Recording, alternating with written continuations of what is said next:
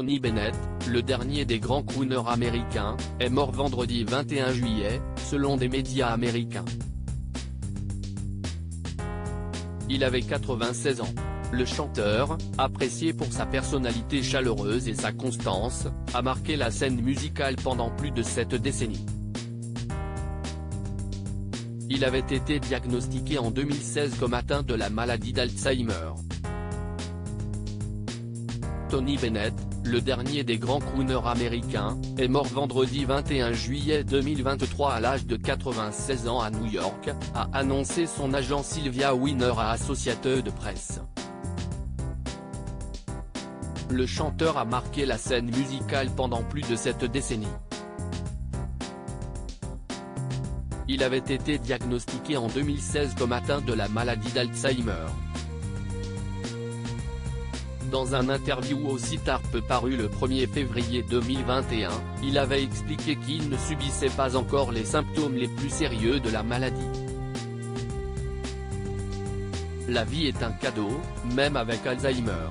Merci à toi Suzanne et à ma famille pour leur soutien, avait confié Tony Bennett, en évoquant son épouse.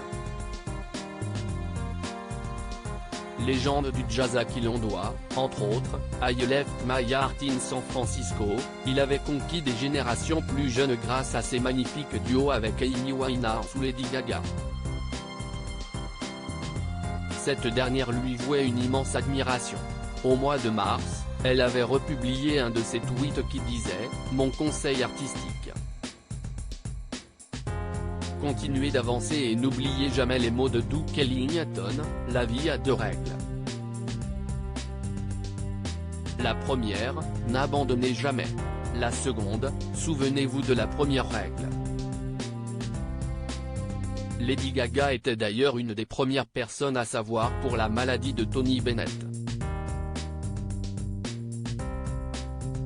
Malgré Alzheimer. Pendant 4 ans à partir de 2016, le chanteur a continué à donner des concerts. Avant que la pandémie ne l'en empêche, il chantait même jusqu'à 2 fois par semaine.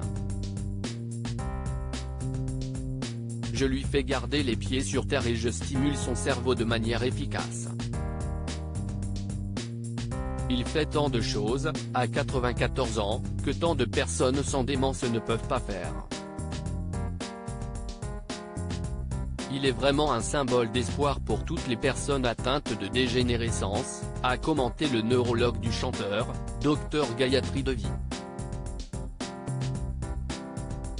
Chanter est tout pour lui. Absolument tout. Ça a sauvé sa vie de nombreuses fois, a conclu son épouse. Frank Sinatra, son mentor et ami, disait de lui dans les pages de Life Magazine, « Tony Bennett est le meilleur chanteur du secteur. Il m'excite quand je le regarde. Il m'émeut. Si est le chanteur qui fait passer ce que le compositeur a en tête, et probablement un peu plus. » À l'aise dans la variété, il avait vendu plus de 50 millions de disques à travers le monde. Il a sorti plus de 70 albums, lui rapportant 19 Grammys compétitifs, tous sauf 2 après avoir atteint la soixantaine, et a bénéficié d'une affection profonde et durable de la part des fans et de ses collègues artistes, rappelle Le Parisien. Il était marié à Suzanne Benedetto, sa 3e épouse, et avait 4 enfants, dont 2 issus de ses précédents mariages.